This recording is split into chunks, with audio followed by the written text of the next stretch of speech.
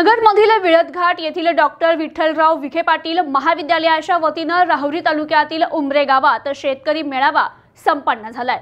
अहमदनगरमधील विळदघाटच्या doctor Vitthalrao Vikhe Patil कृषी महाविद्यालयाच्या वतीने राहुरी तालुक्यातील उमरे गावात शेतकरी मेळावा संपन्न झाला। महाविद्यालयाच्या वतीने ग्रामीण कृषी कार्यानुभव कार्यक्रम सन 2024-25 अंतर्गत या मेळाव्याचे आयोजन करण्यात आले होते। यावेळी अध्यक्षस्थानी सरपंच सुरेश साबळे हे होते, तर महाविद्यालयाचे प्राचार्य डॉक्टर मधुकर धोंडे, प्रमुख व्याख्याते म्हणून डॉक्टर व्ही.एस. निकम उपस्थित होते।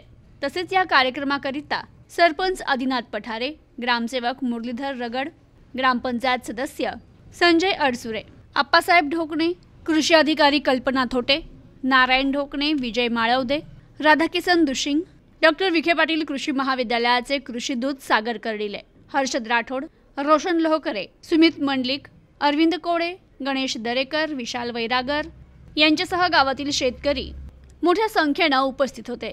या मेळाव्यादरम्यान कृषी अधिकारी कल्पना थोटे यांनी सन 2023 मधील कापूस सोयाबीन अनुदान यादी वाचन करून दाखवली, तर आप्पासाहेब ढोकणे यांनी कृषी महाविद्यालयाच्या कृषी दूतांनी केलेल्या कामाचे कौतुक करत त्यांना शुभेच्छा दिल्या।